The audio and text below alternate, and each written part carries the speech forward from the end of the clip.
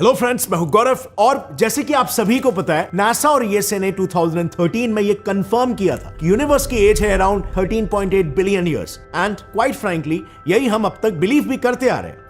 But also at the same time साल 2000 में अगर आपको याद होगा तो यूरोपियन स्पेस एजेंसी ईएसए ने अपने हिपार्कोस प्रेसिजन पैरालैक्स कलेक्टिंग सैटेलाइट से हमारे खुद के मिल्की वे गैलेक्सी के एक बहुत ही डिस्टेंट स्टार को ऑब्जर्व किया था बाय द नेम ऑफ मेथुसेला, और इस स्टार की एज निकल कर आई थी 14 से 16 billion years. So clearly something was not right. या तो मिल्की वे का एज हमने गलत कैलकुलेट किया था या तो यूनिवर्स का ही एज हमने गलत कैलकुलेट किया है। इसी मिस्ट्री को सॉल्व करने के लिए अभी कुछ मंथ्स पहले यूनिवर्सिटी ऑफ ओटावा के physics professor doctor Rajendra Gupta ने ब्रह्मांड की एक न्यू स्टडी कंडक्ट की and very surprisingly he found out that big bang असल में आज से 13.8 बिलियन ईयर्स नहीं बल्कि 26.7 बिलियन ईयर्स पहले घटा था। अब क्या ये क्लेम सही है?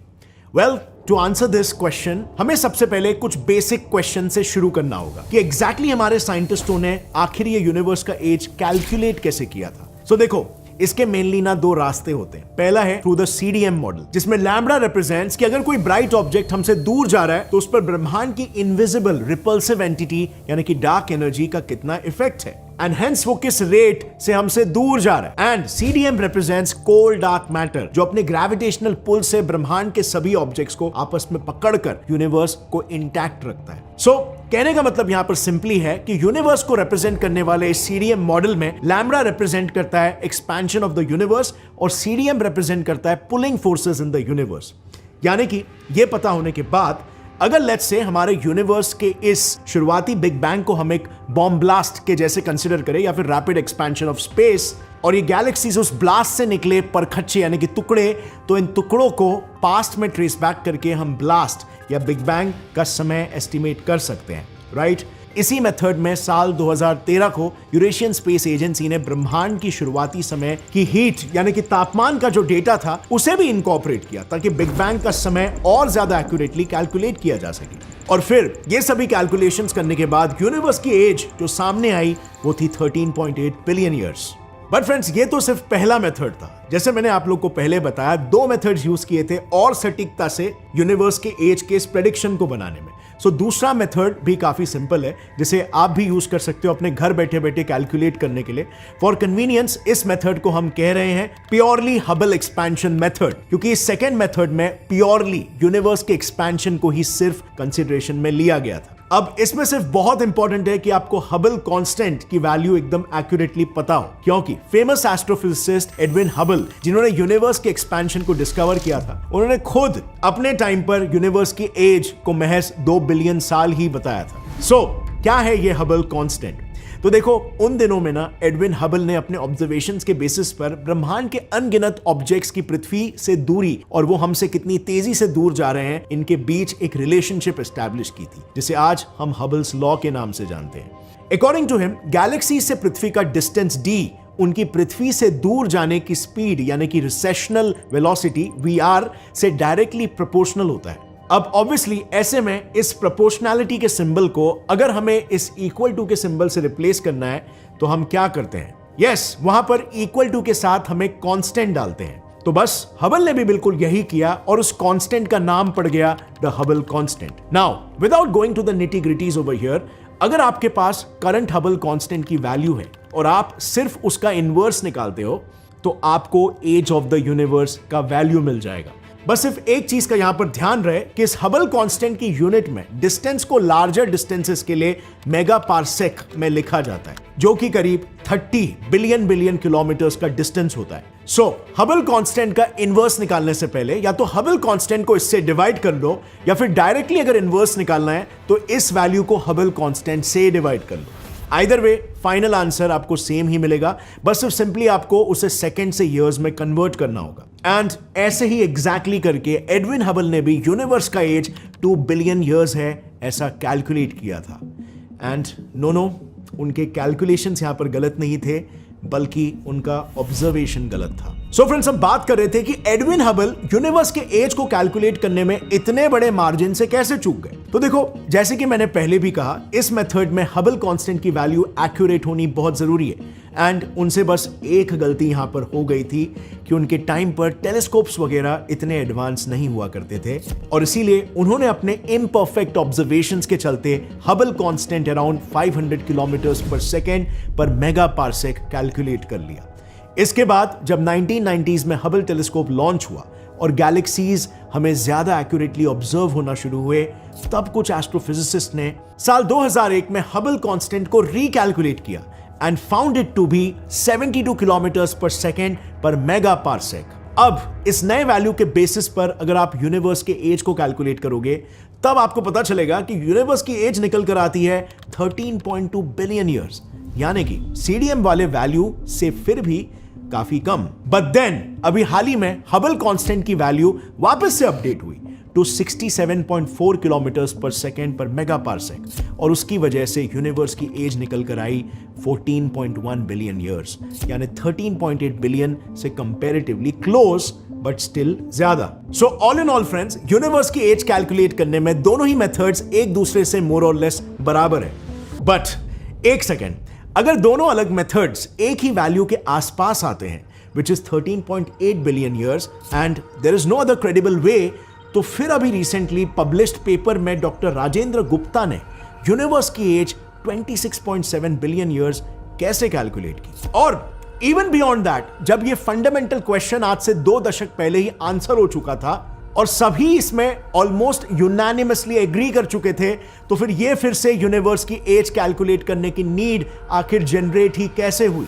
तो देखो, अभी जो हमने 2 मेथड्स देखे यूनिवर्स की एज को कैलकुलेट करने वाले, उनमें 2 मेजर फ्लॉज हैं। फर्स्टली, सिंस अब तक डिस्कवर्ड सभी स्टार्स एंड गैलेक्सीज की एज 13.8 बिलियन ईयर्स से कम ही आई थी, सो इसीलिए इन मेथड्स को एक्यूरेट एज्यूम किया गया है। लेकिन अभी इसी साल ऑस्ट्रेलिया, यूएसए, डेनमार्क और स्पेन के एस्ट्रोफिजिसिस्ट ने JWST की मदद से अपनी जॉइंट रिसर्च में एटलीस्ट 6 ऐसी गैलेक्सीज ढूंढ निकाली है जो नंबर 1 हमसे करीब 13.1 से 13.3 बिलियन लाइट ईयर्स दूर है, नंबर 2 वो करीब 1 ट्रिलियन सोलर मासेस जितनी मैसिव है, और नंबर 3 उनमें ज्यादातर स्टार्स रेड कलर के हैं। अब I know at first glance आपको इसका मतलब नहीं समझा होगा, बट देखो थोड़ा सा लॉजिक लगाओ। अब तक हबल टेलीस्कोप ने जब भी हमको 13 बिलियन लाइट ईयर्स से दूर मौजूद गैलेक्सीज दिखाए थे, वो सभी ब्लू और छोटे थे, विच मेंट कि हम जो उनकी इमेज देख रहे हैं वो तब की है जब उनके अंदर मौजूद स्टार्स अभी फॉर्म हो रहे हैं या जस्ट फॉर्म हुए हैं। एंड सो बिग बैंग के जस्ट 500 से 600 मिलियन साल बाद ऐसे यंग और छोटे गैलेक्सीज का दिखना वाज नॉट ऑड। बट अभी जो JWST ने करीब 13.3 बिलियन लाइट ईयर्स दूर मौजूद रेड स्टार्स वाले गैलेक्सीज देखे, उसका मतलब है कि हम उनकी जो 13.3 बिलियन साल पहले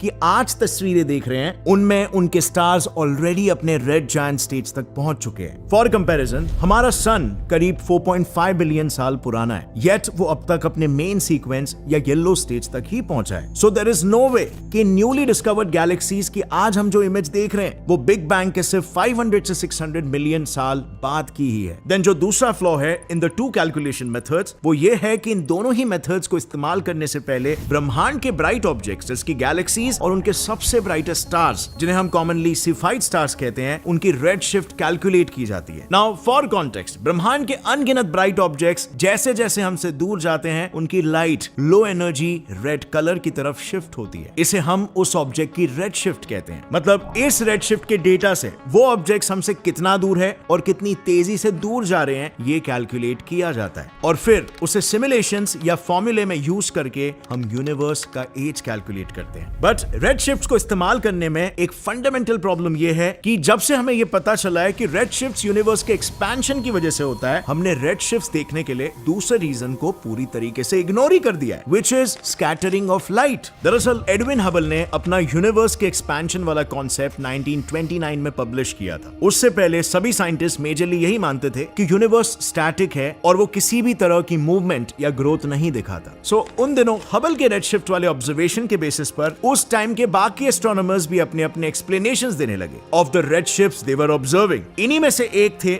फेमस स्विस एस्ट्रोनॉमर फ्रिट्ज ज़्विकी, जिन्होंने उसी साल उन यूनिवर्सल रेडशिफ्ट्स को एक्सप्लेन करने के लिए अपनी टायर्ड लाइट थियरी पब्लिश की थी। उनकी थियरी के अनुसार डिस्टेंट स्टार्स और गैलेक्सीज की लाइट इसीलिए रेडशिफ्ट दिखाती है क्योंकि वो हम तक पहुंचते वक्त बीच में पड़ने वाले एटम्स और अन्य ब्राइट ऑब्जेक्ट्स के फोटोन से टकराकर अपनी एनर्जी लूज कर देती है। एंड जैसे आप सभी को पता है कि लोअर एनर्जी का मतलब हायर वेवलेंथ यानी कि ज्यादा रेडशिफ्ट। तो बस इसी सिंपल स्कैटरिंग ऑफ लाइट पे बेस्ड अपनी टायर्ड लाइट थियरी से ज़्विकी ने रेडशिफ्ट्स का एक लॉजिकल एक्सप्लेनेशन दिया। Except there was a major problem, जो उन्होंने खुद ही अपने पेपर में पॉइंट आउट भी किया था। ज़्विकी ने खुद ही एक्नॉलेज किया था कि अगर रेडशिफ्ट्स प्योरली लाइट स्कैटरिंग के वजह से हो रहे होते तो हम तक पहुंचती हर डिस्टेंट ऑब्जेक्ट की इमेज एक्सट्रीमली ब्लर दिखाई देती थी, which was not the case. So बस फिर इसी मेजर ड्रॉबैक की वजह से हबल की एक्सपेंशन वाली थियरी को सभी लोग अल्टीमेट सत्य मानने लग गए एंड टायर्ड लाइट थियरी को पूरी तरीके से डिस्कार्ड कर दिया। बट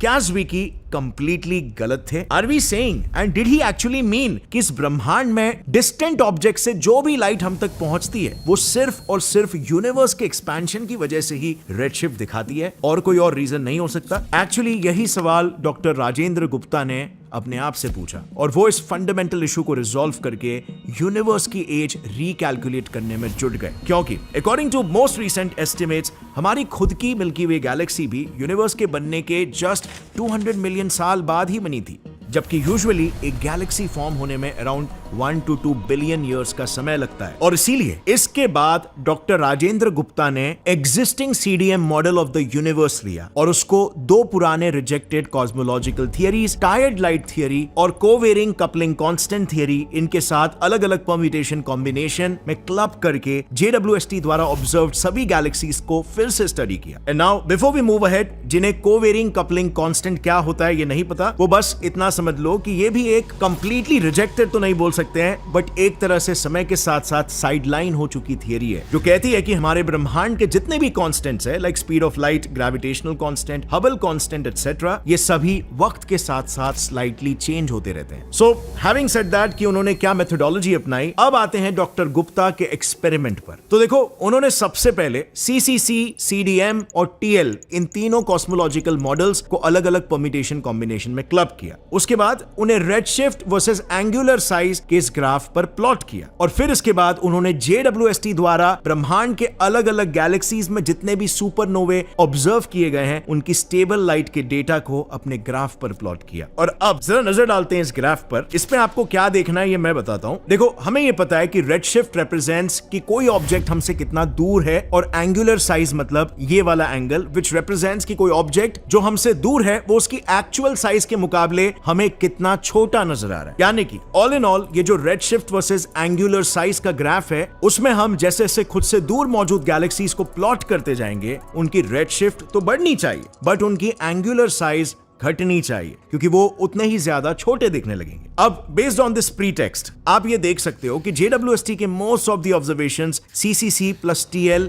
की ये जो लाइन है उससे सबसे ज्यादा मैच हो रहे हैं और बाकी के दो लाइंस ऐसा दिखा रहे हैं कि after a certain distance object की एंगुलर साइज फिर से बढ़ती है। एंड दिस जस्ट प्रूव्स कि यूनिवर्स के फिजिक्स को CDM मॉडल से ज्यादा CCC प्लस TL मॉडल ज्यादा एक्यूरेटली रिप्रेजेंट करता है। और इसीलिए जब इसके पैरामीटर्स के हिसाब से डॉक्टर गुप्ता ने यूनिवर्स का एज निकाला तो as you can see in this table वो निकल कर आया around 26.7 billion years. Now this is huge क्योंकि अब देखो इनिशियली हमने जो एनॉमलीज देखे थे लाइक मिल्की वे का 14 से 16 बिलियन इयर्स पुराना स्टार मेथुसेला या हमारे ब्रह्मांड के वो newly discovered massive red galaxies, इन सभी का एज प्रॉपर्ली जस्टिफाई हो रहा है एक्सेप्ट डॉक्टर गुप्ता के रिसर्च में रिपोर्टेडली दो मेजर फ्लॉज है। द फर्स्ट फ्लॉ इज जो कि ऑक्सफोर्ड यूनिवर्सिटी की एक सीनियर एस्ट्रोफिजिसिस्ट डॉक्टर बेकी स्मिथहर्स्ट ने पॉइंट आउट किया कि डॉक्टर गुप्ता की रिसर्च का बेस ही है वो 6 मेजर रेड गैलेक्सीज जो बिग बैंग के सिर्फ 500 से 600 मिलियन साल बाद बनने के बावजूद भी मैच्योर थे। बट उनके अनुसार ये एज्यूम करना कि ब्रह्मांड के शुरुआती समय में भी स्टार्स की लाइफ साइकिल बिल्कुल आज के स्टार्स जैसी होती थी, ये एजम्पशन ही एक गलत एजम्पशन है क्योंकि उन उन दिनों यूनिवर्स में काफी ज्यादा एनर्जी एक ही जगह पर कॉन्सेंट्रेटेड हुआ करती थी और इस वजह से आज के स्टार्स से वहां पर स्टार्स कई गुना ज्यादा मैसिव बनते थे। इवन इसी वजह से उन दिनों बहुत ही कम समय में भी बड़े स्टार्स बन जाते थे। एंड सो इवन दो कम समय में मिल्की वे जैसे 100 से 400 बिलियन स्टार से भरी गैलेक्सी जल्दी नहीं बन सकती, लेकिन लेट्स से सिर्फ 1 बिलियन एक्सट्रीमली मैसिव स्टार्स वाली गैलेक्सी कम टाइम में बन सकती है, even with in 500 to 600 million years of the big bang. और उन स्टार्स की एक्सट्रीम साइज और एक्सट्रीम ग्रेविटी की वजह से उनकी लाइफ साइकिल भी छोटी होगी, which further explains the redness। एक ऑस्ट्रेलियन एस्ट्रोफिजिसिस्ट तमारा डेविस के हिसाब से रिसेंटली JWST का कैलिब्रेशन कुछ टाइम के लिए बिगड़ गया था। So there is a high chance कि JWST के कुछ ऑब्जर्वेशंस फॉल्टी हो, क्योंकि यूजुअली क्या होता है कि एस्ट्रोनॉमर हर एक एज का एक रेफरेंस रेड शिफ्ट स्पेक्ट्रम बनाते हैं और फिर उसे अपने नए टेलीस्कोप द्वारा ऑब्जर्व किए हुए ऑब्जेक्ट्स के रेड शिफ्ट स्पेक्ट्रम को रेफरेंस के साथ मैच करते हैं। अगर दोनों भी स्पेक्ट्रम मैच होते हैं यानी कि ऑब्जर्वेशन सही है, और अगर वो मैच नहीं हुए तो इसका मतलब टेलीस्कोप को रिकैलिब्रेट करने की जरूरत है। सो जैसे कि मैंने कहा, देयर इज अ पॉसिबिलिटी कि डॉक्टर गुप्ता द्वारा यूज डेटा और उससे निकली यूनिवर्स की एज ये दोनों ही गलत साबित हो। In fact, to solve this issue, तमारा डेविस दोबारा से JWST द्वारा हुए डेटा को स्टडी करने वाली है ताकि यूनिवर्स की एज का एक ज्यादा एक्यूरेट एस्टीमेट मिल सके। सो बहुत ही जल्द फ्रेंड्स हो जाएगा इसका दूध का दूध और पानी का पानी। खैर, अगर एक बार ये कंफर्म हो गया तो इससे हम ये भी कंफर्म कर सकते हैं कि यूनिवर्स फाइनाइट है या फिर इनफिनाइट, क्योंकि ऐसे कई सारे थियरीज मौजूद हैं जो ये बताते हैं कि यूनिवर्स फाइनाइट है और यहां तक कि डोनट शेप का। अब ये कोई हंसने वाली बात नहीं है और ना ही मैंने कोई मजाक किया है, बल्कि ये एक बहुत ही इंटरेस्टिंग थियरी है। उस पर ऑलरेडी मैंने एक वीडियो बनाया जिसे आप यहां पर क्लिक करके देख सकते हो। काफी प्रॉमिसिंग थियरी है। और फ्रेंड्स, रही बात हमारे यूनिवर्स की एज की, तो आपको क्या लगता है, क्या ये 28 के रेंज में है या 13 के रेंज में ही साबित होगा? लिखिए अपना जवाब नीचे कमेंट सेक्शन में, what you feel about it. और अगर इस वीडियो से आपको कुछ भी नया सीखने मिला, एक लाइक जरूर ठोकना। Get set fly science channel को सब्सक्राइब कर लो और बेल नोटिफिकेशन दबा के रेडी रहो। अगला वीडियो आएगा बहुत जल्द और नए इंटरेस्टिंग ज्ञान के साथ। See you next time. Stay curious, keep learning, keep growing. जय हिंद।